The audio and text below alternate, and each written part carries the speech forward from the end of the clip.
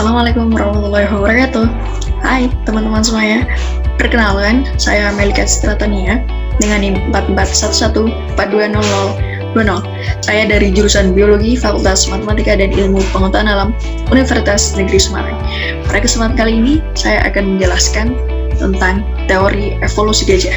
Berbelalai pendek menjadi gajah berbelalai panjang. Suatu ketika ada pertanyaan, nenek moyang gajah yang berbelalai pendek, apakah itu membuktikan teori Lamarck tentang organ digunakan akan berkembang? Apakah itu benar? Mari kita simak penjelasannya. Jawabannya adalah kerelatifan. Iya sekaligus tidak. Nah, untuk penjelasan selanjutnya, kita langsung lihat saja cenggat. Halo teman-teman semuanya, pertama-tama yang harus kita kenali adalah pola pewarisan sifat menurut Lamarck, atau biasa kita sebut sebagai pewarisan Lamarck. Menurut pola pewarisan Lamarck, suatu organisme dapat mewariskan suatu sifat pada suatu organ ke generasi yang selanjutnya jika organ tersebut menguntungkan kalau dipakai. Jika dijelaskan secara singkat, maka kira-kira ada 3 penjelasan. Yang pertama, suatu organisme memiliki organ A dan organ B, dan kesehariannya melakukan aktivitas X. Organ A mendukung aktivitas X, sedangkan organ B tidak mendukung aktivitas X. Kemudian, yang ketiga, lama-kelamaan organ A akan semakin berkembang di generasi yang selanjutnya karena terus mendukung aktivitas X, sedangkan organ B akan semakin menyusut. Dalam konteks pertanyaan ini, gajah merupakan organisme yang kita jadikan contoh dan spesifikasinya terletak pada belalainya.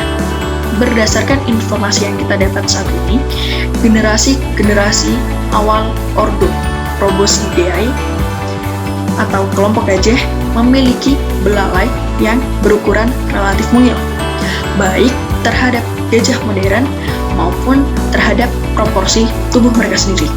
Misalnya, pada belalai Merytherium lebih mirip ke belalai tapir daripada ke belalai gajah yang kita kenal saat ini. Teman-teman nanti bisa lihat contoh gambarnya di yang selanjutnya. Akan tetapi, seiring waktu, ukuran belalai daripada Proboscidea mulai memanjang dan semakin berperan penting dalam keberlangsungan hidup kelompok gajah. Dengan belalai, kelompok gajah dapat melakukan sejumlah aktivitas penting, seperti yang pertama, mengambil makanan, yang kedua, menyedot air, yang ketiga, berkomunikasi, yang keempat, bernafas tentunya, yang kelima, mengangkat objek ataupun benda di sekeliling mereka, keenam, meraba lingkungan, dan yang terakhir adalah sebagai alat perlindungan diri ataupun berkelahi. Nah, lama-kelamaan belalai gajah menjadi cukup menonjol sampai-sampai menjadi ciri khas tersendiri untuk hewan gajah. Tidak hanya belalai gajah, telinga, gading dan mereka juga dapat dijadikan contoh sebagai perkembangan organ yang sering digunakan. Terdapat perbedaan ukuran telinga gajah antara gajah Asia dan gajah semak Afrika atau Loxodonta africana, di mana pada kasus gajah semak Afrika, telinga tidak hanya digunakan sebagai alat pendengaran, namun juga digunakan sebagai alat pengatur suhu tubuh. Dengan demikian, ukuran telinga gajah Afrika lebih besar daripada ukuran telinga gajah Asia atau Elephas maximus. Untuk perbedaannya, nanti kita bisa lihat di gambar.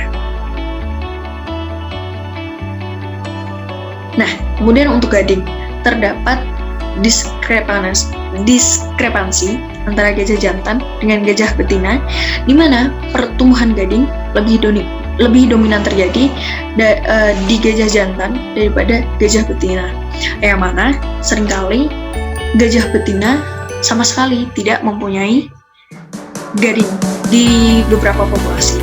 Nah, tentu saja alasannya juga karena gading yang digunakan untuk para pejantan ini biasanya merupakan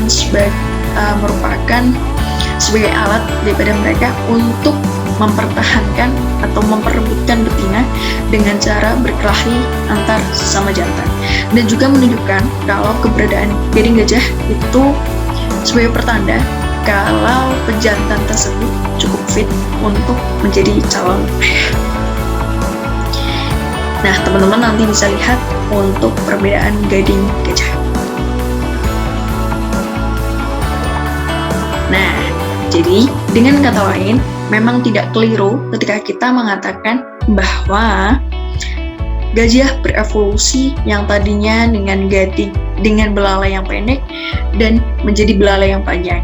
Karena menurut teori Lamarck tadi, organ yang sering digunakan akan lebih berkembang pesat seiring dengan pergantian generasi. Terima kasih. Demikian yang dapat saya sampaikan. Kurang lebihnya mohon maaf. Wassalamualaikum warahmatullahi wabarakatuh.